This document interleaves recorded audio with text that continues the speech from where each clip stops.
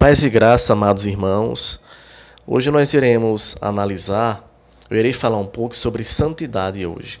Irei mostrar, de acordo com a palavra de Deus, de acordo com a Bíblia, porque a santidade é um aspecto importante, é um elemento imprescindível à fé cristã, certo? Não existe fé cristã, não existe adoração a Deus, adoração genuína e verdadeira a Deus, sem uma vida de santidade. Certo? Vamos abrir aqui a nossa Bíblia no livro de Hebreus, capítulo 12, versículo 14.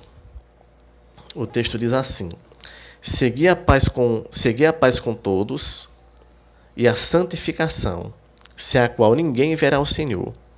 Então, o texto de Hebreus diz, Hebreus 12, 14: Segui a paz com todos e a santificação, sem a qual ninguém verá o Senhor. Então, a santidade, irmãos, é um elemento. O texto diz que sem santidade ninguém verá o Senhor. Ninguém poderá receber a vida eterna. Ninguém verá a Deus, certo? E por que a santidade é tão importante assim? Nós temos que entender, para a gente entender a importância da santidade, nós temos que pegar outras passagens bíblicas, certo? Analisar todo o contexto bíblico para a gente ter uma visão mais completa, certo? Não se pode, certo? A gente não pode estudar a Bíblia, a gente não pode analisar nenhuma doutrina bíblica e nenhuma passagem bíblica de forma isolada, pegando uma passagem ali e isolando o seu contexto, certo? Quem faz isso são as seitas, quem faz isso são os falsos mestres, para criarem suas heresias, suas falsas doutrinas e para manipular e enganar as pessoas. Então, a forma correta de se estudar a palavra de Deus é você pegar aquele texto, aquela passagem e analisar todo o seu contexto. Pegar várias passagens ou todas as passagens que falam sobre aquele ponto, sobre aquele ensino, aquela doutrina, para poder você ter uma compreensão correta, uma compreensão exata do que a Bíblia, do que Deus fala sobre aquele assunto, certo? Então, a santidade, nós temos que entender o seguinte: com relação à salvação, o apóstolo Paulo ensina exaustivamente nas suas cartas que nós somos salvos pela graça de Deus por meio da fé, certo? Então, em Efésios capítulo 2, versículos 8 e 9, Paulo fala sobre isso. Paulo diz: pela graça de Deus sois salvos, por meio da fé, e isso não vem de vós, é um dom de Deus, e não vem através das obras, para que ninguém se orgulhe, certo? Então, no versículo 8, Paulo diz: pela graça de Deus sois salvos, por meio da fé. Em Romanos capítulo 6, versículo 23, Paulo também fala isso, assim como em outras passagens, Isso é ensinado claramente. Paulo diz em Romanos 6, 23, porque o salário do pecado é a morte, mas o dom gratuito de Deus é a vida eterna em Jesus Cristo, por meio de Jesus Cristo, certo? Então, o dom gratuito de Deus. Então, a salvação é um dom gratuito, ninguém merece, certo? Então, nós temos que entender esse ponto, que a salvação é pela graça por meio da fé, entendeu? E onde entra a santidade? Por que a santidade é tão importante? Como o texto de Hebreus 12, 14 diz, segui a paz com todos e a santificação, e uma vida de santificação, sem a qual ninguém verá o Senhor. O texto de Hebreus 12, 14 fala isso. Por quê? Porque a santidade ela é uma evidência, ela é um sinal de que você já foi salvo, certo? Então, nós somos salvos pela graça de Deus, pela misericórdia de Deus, pelo amor infinito que Deus teve para conosco, ao enviar o seu Filho Jesus Cristo, ao vir morrer por nós, derramar o seu sangue por nós, para purificar os nossos pecados.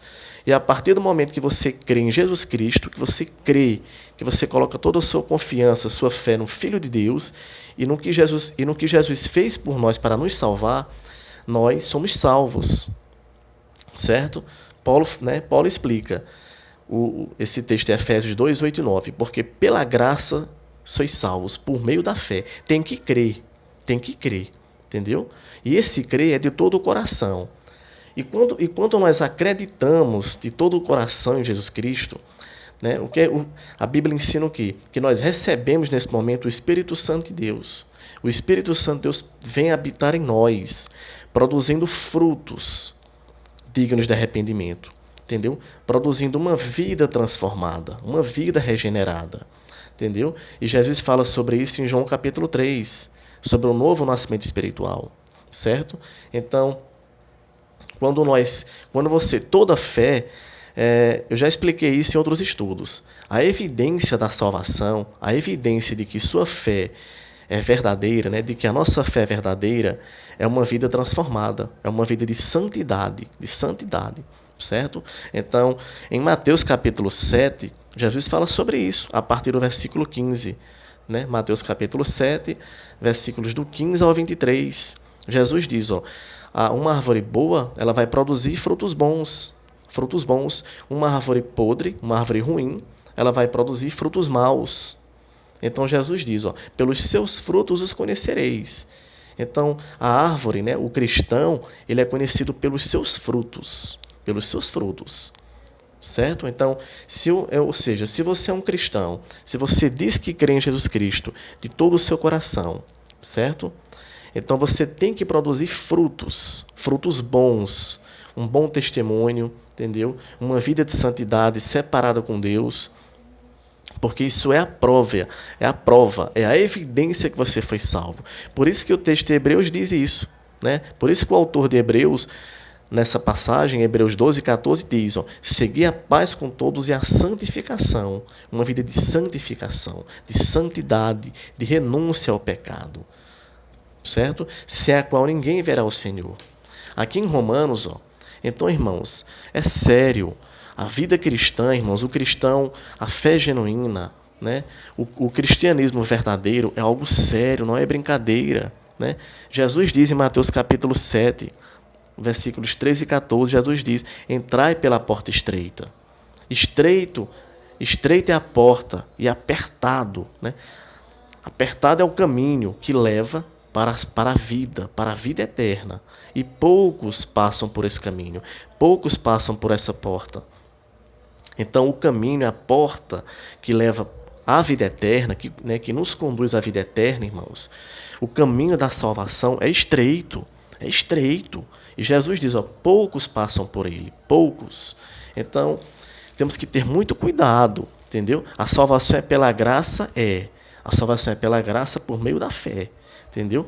Mas a evidência que você foi salvo, a evidência que você tem o Espírito Santo de Deus agora habitando em você, é uma vida transformada, é uma vida regenerada, é uma vida acompanhada de frutos, de boas obras. No capítulo 2 de Tiago, o apóstolo Tiago fala sobre isso. Diz que a fé sem obras é morta. A fé que não tiver obras é uma fé morta, é uma fé falsa. Não é uma fé genuína e verdadeira. Aqui em Romanos, capítulo 6, versículo 15, o apóstolo Paulo diz, e daí? Havemos de pecar porque não estamos debaixo da lei, e sim da graça? De modo nenhum. Aí no versículo 22, Paulo diz, agora, porém, libertados do pecado e transformados em servos de Deus, tendes o vosso fruto para a santificação e, por fim, a vida eterna. Então, no verso 15, Paulo diz, havemos de pecar porque não estamos debaixo da lei, mas debaixo da graça, né? Ou seja, fomos salvos pela graça de Deus, pela misericórdia de Deus, né? E a Bíblia diz que o justo ele vive por fé, ele vive, né, por fé, como ensina Romanos 1,17, certo? Ele vive na confiança, na dependência do Espírito Santo de Deus que habita nele, certo? Mas isso quer dizer, isso nos dá legalidade para viver uma vida de pecado? Para viver pecando agora? Não. Aí Paulo diz, agora, porém, libertados do pecado e transformados em servos de Deus, tendes o vosso fruto para a santificação e, por fim, a vida eterna. Então, a santificação, irmãos, é um fruto importantíssimo. É um dos frutos mais importantes do Espírito Santo de Deus, que o Espírito Santo de Deus produz no cristão verdadeiro, no cristão genuíno. Então, a santidade ela mostra que você, de fato, agora foi regenerado, que você foi transformado, como diz aqui, como o texto diz, libertados do pecado e transformados em servos de Deus. Então, se você já foi transformado em servo de Deus, se você já foi liberto do pecado, liberto do poder das trevas, do poder de Satanás, liberto dos vícios, você tem que produzir uma vida de santidade. Você tem que produzir o fruto da santificação em sua vida. Entendeu? Se você se diz cristão, se você diz que crê em Jesus Cristo, e você vive no pecado, e você vive uma vida, e você vive uma vida de pecado, e você acha normal o pecado desse mundo, o pecado, né? Você vive ainda, você está preso a algum tipo de pecado, ou algum tipo de vício. Então, analise sua salvação, examine sua salvação, examine sua vida cristã. Entendeu? Examine, porque é questionável. Uma pessoa que ela acha que, uma pessoa que diz, porque eu agora estou debaixo da graça, eu posso pecar. Uma pessoa que pensa assim, que pensa dessa forma, que tem uma mente carnal ainda, uma pessoa que não tem uma vida separada com Deus, uma vida de santidade, de renúncia ao pecado, de renúncia a esse mundo, ele provavelmente, é muito provável que essa pessoa não tenha sido salva ainda, não tenha sido regenerada ainda, não tenha nascido de novo, que essa pessoa não tenha ainda o Espírito Santo de Deus, certo? Porque se ele tiver o Espírito Santo de Deus, com certeza ele vai abominar o pecado, porque ele agora foi transformado, como o texto diz. Segundo aos Coríntios 5,17, fala sobre isso. O apóstolo Paulo diz, aquele que está em Cristo, nova criatura é. As coisas velhas já passaram, eis que tudo se fez novo. Então, aquele que está em Cristo, aquele que crê em Jesus Cristo, que diz que foi salvo, ele agora é uma nova criatura, Entendeu? É impossível, irmão, impossível uma pessoa ser salva, uma pessoa se tornar uma nova criatura, como ensina a Bíblia, e ele continuar no pecado, ele continuar vivendo no pecado desse mundo, achando normal o pecado desse mundo, certo? Então, e é importante a gente falar sobre isso agora nesse tempo, irmãos, porque nós estamos no tempo do fim, Jesus está voltando, e é como o texto de Hebreus, capítulo 12, verso 14 diz, sem santidade, né, seguir a paz com todos e a santificação. Sem isso ninguém verá o Senhor, ninguém vai ser arrebatado, você pode acreditar, né? Não importa se você tem um conhecimento vasto da Bíblia, não importa se você é formado em teologia, formado nisso ou naquilo, não importa se você tem ministérios, se você é um pastor, se você é isso ou aquilo, entendeu? Se você dá a sua vida, né? Se você vive, né, pregando a palavra, entendeu? Fazendo caridades, e etc. Se você não tiver uma vida de santidade, uma vida transformada, uma vida regenerada, de acordo com o que ensina a palavra de Deus, você não verá o Senhor, né? Porque a santidade, ela prova isso. Uma vida de santidade, né? Uma vida separada com Deus, ela mostra isso, ela mostra que você foi salvo, que você foi regenerado, que você agora crê de todo o coração em Jesus Cristo, que sua fé agora, que a sua fé em Cristo é verdadeira, certo? E Jesus fala sobre isso, aquele que crê em mim tem a vida eterna, e ele não entrará em condenação, mas passou da morte para a vida.